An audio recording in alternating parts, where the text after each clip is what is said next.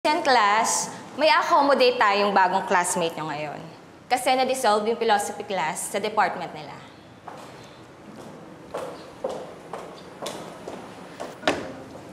You may come in now, Mr. Lance Fernandez.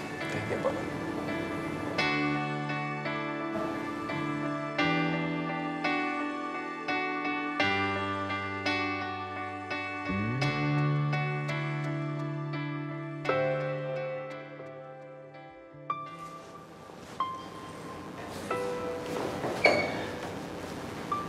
Cute niya. Ella, di ba? Peg ni Prince Charming ang datingan niya.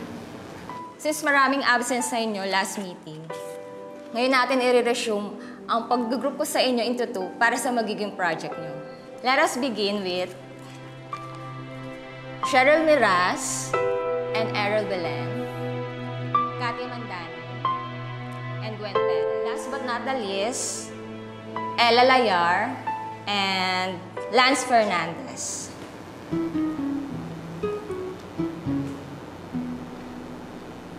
From now on, kayo na mag-partner na dalawa. Pwede na kayong bumunot ng topic.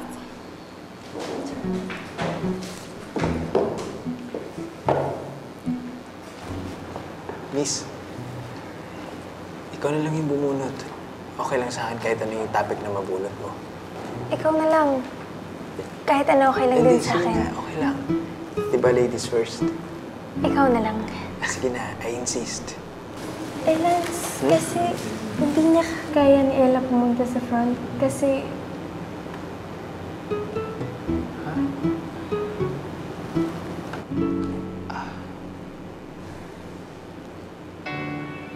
Sorry nga.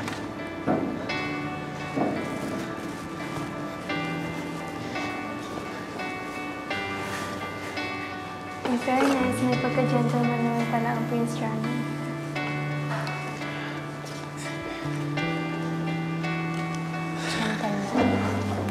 Bakit pinisiyabang?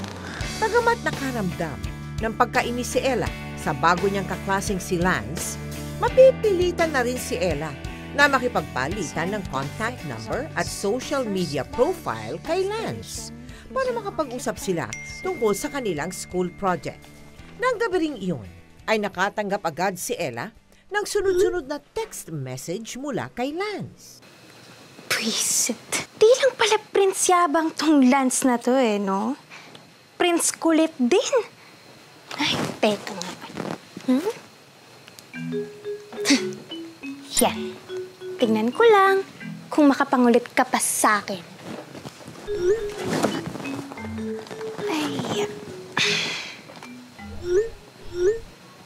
Ay, kasiyaw panim mo. Plak ka ngayon sa akin. Ayaw mo na ba talaga akong kausapin? Baka ayaw mo na rin ako makita. Sige, magdadrop na lang ako sa class nyo. Konsensyahin ba ako? Paano nga? Kawawa naman kung magkaka-back subject siya. Tsaka paano nga pala yung project namin? Patay na. Teka. Sige na nga. Okay? First offense. Dapat pang patawarin. Wag na wag kang magkakamaling Indianin ako sa first meeting ng project natin. At baka pag naasa na naman ako sa'yo, huyo ka na talaga.